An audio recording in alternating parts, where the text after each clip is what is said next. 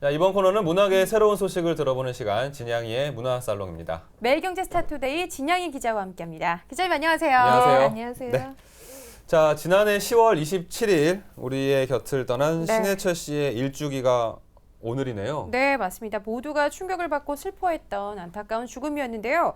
이 신해철 씨에 대한 헌정 앨범이 나온다는 소식이네요. 네, 그렇습니다. 벌써 1년이 지났다고 하는 게 정말 그러게요. 믿기지가 않고요. 아직도 네. 여전히 신해철 씨가 우리 곁에 있을 것만 같은데요. 사실은 죽어서 뭐 이름을 아무리 남긴다고 하지만 살아서 더 많은 일을 할 수 있었던 가수였기 때문에 더 안타까운 것 같습니다. 맞습니다.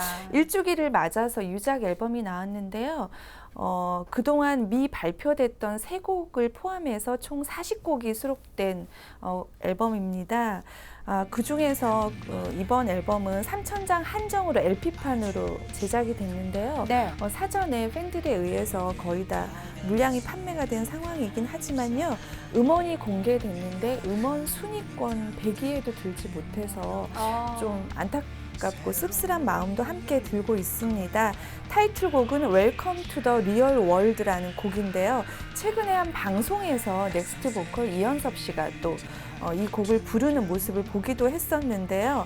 생전에 신해철 씨가 청소년들의 어떤 문제에 대해서 굉장히 관심이 많았는데 네. 입시 문제로 힘겨워하는 10대들을 위로하기 위해서 고인이 평소에 이제 써둔 곡인데 이번에 빛을 보게 됐습니다. 네. 그리고 윤종신 씨도 고인과 굉장히 절친했는데 오늘 신해철 씨의 동명곡인 안녕을 리메이크해 발표했었는데요.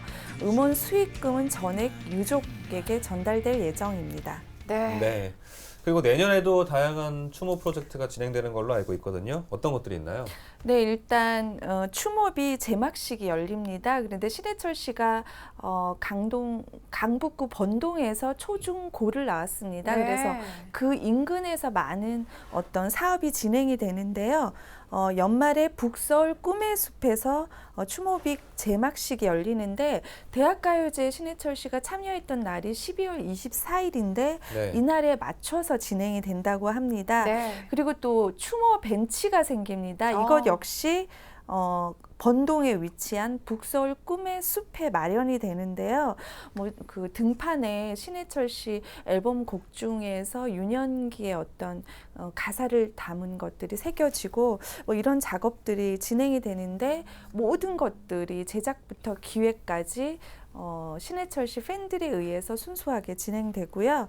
11월 1일에는 이곳에서 무료 야외 공연도 펼쳐질 예정이라고 합니다. 네, 추모비에 추모 벤치에 또 신해철 거리까지 정말 그가 얼마나 많은 사랑을 받았었고 지금 현재 사람들이 얼마나 그리워하는지 그 마음들을 알 수 있을 것 같은데요. 네. 이런 것도 있었습니다. 사망 당시에 사망 원인을 두고 또 법정 공방이 불거졌었는데요. 이 의료 사고에 대한 법정 공방 아직까지도 벌어지고 있나요? 네, 아직까지도 굉장히 좀 오래 갈 것 같은데요. 네. 지난 21일 날에 첫 공판이 거의 1년 이제 가까이 끌다가 네. 처음 열렸는데 여전히 수술을 집도한 의사는 그 의료 과실 혐의에 대해서 강력하게 부인을 하고 있는 상황입니다. 또 더 놀라운 것은 해당 의사가 법적인 판결이 아직 나지 않은 상황에서도 병원 간판을 바꿔서 지금 진료를 하고 있는 상황이어서 또 다른 환자들이 불안에 떨고 있는 상황이고요. 또 관련법을 보완해야 되는 거 아니냐라는 그런 목소리도 높은 분위기입니다. 두 번째 공판은 다음 달 18일 열리고요. 이날은 좀 더 발전적인 얘기들이 오고 갈 것으로 보이고요. 특히 윤원희 씨, 신해철 씨 아내 되시는 분이 합당한 판결이 내려질 것으로 보인다라고 조금 기대를 하고 있는 분위기입니다. 네. 정말 생각할수록 너무 안타깝습니다. 하루빨리 원인이 좀 밝혀져야겠다는 생각이 드네요. 네. 분위기를 좀 바꿔서요. 다음 영화 소식 전해드리도록 하겠습니다. 네. 올가을 극장가는 유독 추억의 명화들이 재개봉할 예정이고 또 재개봉이 되고 있는데요.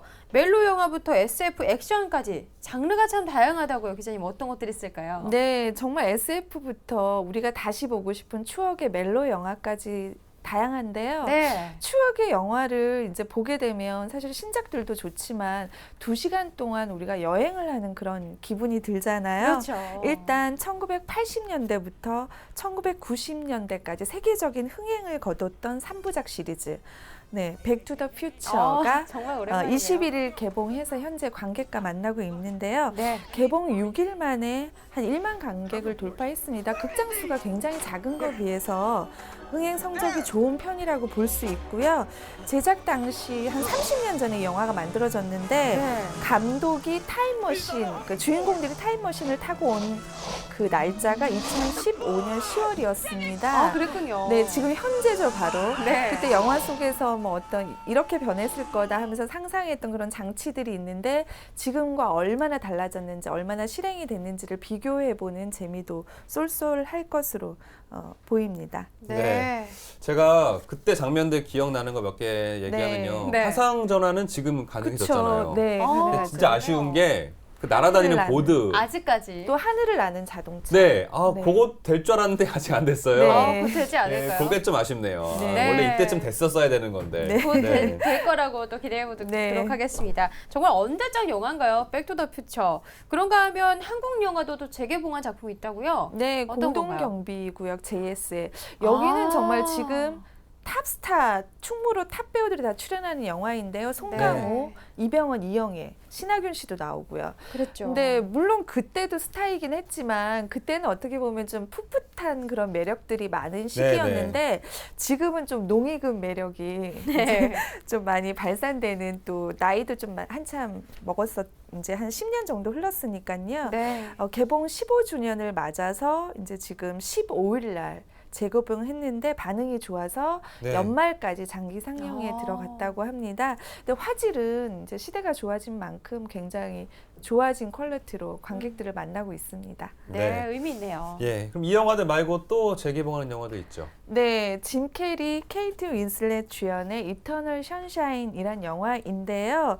혹시 보셨는지 모르겠어요. 영화죠. 봤습니다. 네. 저는 못 본 것 같은데. 아, 그래요? 이게 네. 2005년도에 개봉을 했는데 아무래도 그때는 좀 한참 공부를 할 시기. 군인이었네요, 제가. 그렇군요. 네, 군대에 있을 때네요. 네. 네. 2005년 10월에 개봉을 해서 당시에는 한 17만 명 정도를 동원했는데 17만 명 하면 지금 생각해 보면 좀 작았던 거 아닌가 싶지만 그때만 해도 사실은 좀 100만에 가까운 그런 숫자라고 봐야 되고요. 지금도 뭐 여러 설문조사에서 다시 보고 싶은 멜로 영화 1위에 꼽힐 만큼 많은 관심을 모으고 있는 그런 작품입니다. 이 영화는 한마디로 얘기를 하면 헤어진 여인의 기억을 지우고 싶지만 지우면 지울수록 더 깊은 어떤 사랑을 확인하게 되는 한 남자의 애틋한 사랑 이야기를 그린 작품인데요. 그 사이에 영화의 주인공이었던 짐 캐리보다도 이 영화에 마크 러팔로가 등장을 하는데요. 어벤져스 시리즈로 굉장히 유명해졌잖아요. 네. 이 친구의 젊은 시절의 모습을 또 확인하는 것도, 또 케이트 윈슬렛의 15년 전 그런 좀 사랑스러운 매력도 함께 확인할 수 있을 것 같습니다. 네, 갑자기 이렇게 또 재개봉 영화들에 대한 소식들 전해듣다 보니까 왜 이렇게 갑자기 재개봉 영화들이 관객들에게 사랑을 받는지 궁금해지네요, 기자님. 네. 일단 보통 재개봉 영화를 하게 되면 어떤 시리즈물, 신작을 내기 위해서 그 전에 어떤 복귀 차원에서 이런 영화를 내는 경우가 많았는데요. 네. 요즘은 좀 그런 형태가 아니라 아예 어떤 관객들의 추억에 묻혀 있는 그런 작품을 적극적으로 이렇게 꺼내서 어떤 시리즈물의 연관성과 상관없이 개봉하는 추세로 좀 이어지고 있습니다. 네. 그런 면에서 관객들에게 조금 여러 장르의 영화를 접할 수 있는 그런 다양성적인 측면에서 긍정적인 그런 효과가 아닐까 싶습니다. 네, 네, 맞습니다. 사실 뭐 백투더퓨처도 그렇죠. 공동경비구역 JSA도 TV에서만 한 수십 번 했거든요. 그랬죠, 저도 한 네. 대여섯 번씩은 본 것 같아요. 네. 예, 근데 이게 스크린에서 한다고 하니까 다시 한번 보고 싶은 생각이 드네요. 네. 예, 어떻게 달라졌을지 궁금합니다. 네, 반가운 영화들 꼭 극장에서 다시 볼 수 있었으면 좋겠습니다. 자, 다음은 이제 공연 관련 소식 전해드릴 텐데요. 킬러들의 수다, 또 웰컴 투 공막골로 유명한 장진 감독이요. 13년 만에 대학로에서 신작 연극을 내놓는다는 소식이네요. 네, 연극으로 돌아온군요. 네, 장진 감독하면 충무로 입담꾼 또 뭐 재능꾼으로 불려요. 사실 그렇죠. 영화뿐만 아니라 그 외에 뭐 올림픽의 개막식을 연출한다거나 네, 뭐 네. 아시안 다양한 게임. 다양해요. 네. 네, 아시안 네, 게임이죠. 인천 아시안 네, 게임이에요. 굉장히 여러 의뢰, 국가적인 행사에 어떤 연출을 맡는 거에 의뢰를 굉장히 많이 받는 그런 제주꾼인데요. 이번에 오랜만에 13년 만에 대학로로 컴백을 해서 연극을 선보입니다. 이번에는 배우 조재현 씨와 함께 손을 잡았어요. 네. 조재현 씨는 수연지의 컴퍼니라고 대학로에 빌딩도 있고 맞아요. 예, 연극 제작자로도 유명한데 2002년도에 영화로도 제작됐던 연극 웰컴 투 동막골 이후에 오랜만에 장진 감독이 직접 써서 선보이는 그런 연극입니다. 네. 그렇군요. 정말 유명 감독 장진 그리고 또 연기파 배우 조재현 이 둘이 만나서 어떤 시너지를 낼지 궁금해지는데 궁금해요. 네. 우선 그러면 작품은 어떤 내용인가요? 작품 제목은 꽃의 비밀이라는 그런 작품인데요. 네. 장진 감독 특유의 어떤 재기발랄함이 녹아있는 코믹 연극입니다. 네, 내용을 보면요. 아줌마 4명이 등장합니다. 그런데 이 아줌마 4명은 속된 말로 골 때리는 아줌마라고 불립니다. 네. 남편의 보험금을 타기 위해서 각자의 남편으로 변장해서 그렇게 벌어지는 이야기인데요. 1인 2역을 이제 배우들이 하는데 이게 주요 웃음 포인트로 작용을 합니다. 네, 12월 1일부터 1월까지 대학로에서 공연될 예정인데요. 장진 감독은 대학로 관객들을 한번 제대로 웃기고 싶어서 이번 작품을 집필하게 됐다라고 벼르고 있다고 합니다. 네. 그렇군요. 장진 감독하면 영화 속에서도 뭔가 코믹 요소를 잘 녹아냈던 그런 감독으로 기억을 하고 있는데 제대로 웃겨보려고 집필한 희곡이라고 합니다. 이번에 장진 감독이 연출한 연극 기대해보고 또 많은 사랑받기를 기대해보겠습니다. 네, 그럼 한번 봐서 제대로 좀 웃어줘야겠네요. 네, 그렇네요. 자, 이번에는 이번 주 신간 알아보는 순서입니다. 네. 어떤 책이 준비돼 있죠? 네, 박범신 작가의 신작인데요. 네. 영화 은교로도 대중적으로 많이 알려진 원작자이죠. 네. 이번에 42번째 장편 소설 당신 꽃잎보다 붉던이라는 그런 책을 썼는데요. 작가로 데뷔한 지 42년 만인데 42번째 책인 거 보면 거의 1년에 한 번 정도 그러네요. 네, 소설을 썼다라고 볼 수 있으니까 정말 대단한 분이 아닌가 싶고요. 은교라던가 소소한 풍경에 이어서 이번에 낸 그런 소설도 사랑에 관한 내용입니다. 네, 제목에서도 알 수 있다시피 치매에 걸린 노부부가 함께 죽어가는 이야기를 그렸는데요. 네. 당신 그러면 언뜻 아내가 떠오르잖아요. 그런데 작가는 이번 작품이 죽음과 존재론적인 한계를 다루고 있지만 순애보호에 관한 이야기이지만 당신이란 말이 꼭 아내를 지칭하는 것은 아니다. 사랑하는 이웃 또 어린 자식들 뭐 제자들이 될 수도 있다라고 좀 범위를 넓히면서 설명을 했습니다. 네, 그렇군요. 네, 제목이 당신 꽃보다 붉던인데 뭔가 아련하고 또 아름다운 제목이라는 느낌이 들어요. 근데 이 책을 이 박범신 작가가 최백호 씨의 노래를 듣고 구상한 내용이라고. 이건 또 어떤 내용일까요? 네, 사실 저는 최백호 씨 노래 중에서 영일만 친구를 네. 굉장히 잘 아는데 그 노래가 아닌 길 위에서라는 곡을 듣고 네. 이 소설을 순간적으로 구상을 하게 됐다고 합니다. 그랬군요. 그래서인지 남자 주인공 이름도 최백호의 백호를 좀 뒤집어서 호백이라고 그렇게 정말요? 네, 지었다고. 성은 최 씨 아니고요. 네, 직접 밝혔고요. 네. 또 책 서문을 통해서 헌사를 썼는데 이 부분이 굉장히 인상적입니다. 네, 좀 소개해 주시죠. 네, 사랑의 지속을 믿지 않는 남자, 그러니까 자신이라는 얘기죠. 네. 그러니까 사랑의 영원성에 대해서 믿지 않은 남자 옆에서 영원성을 한 번도 의심하지 않고 살아온 오랜 당신.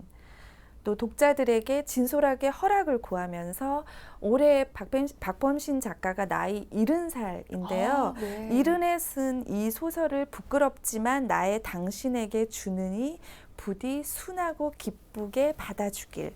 그러니까 어떻게 보면 좀 닭살 돋지만 이 나이에 닭살 돋지만 아내에게 살포시 고백하는 그런 순애보 얘기라고도 볼 수 있겠죠. 네, 아, 아름답습니다. 근데 그 닭살이 상당히 고품격이네요. 네. 네. 정말 눈물 나는 이른의 순애보가 그려질 것 같은데요. 이 가을 가슴 따뜻해지는 소설 한 편 읽어보는 것도 좋을 것 같습니다. 네, 지금까지 문학의 소식 진양의 문화살록으로 함께했습니다. 진양희 기자님 고맙습니다. 고맙습니다. 감사합니다.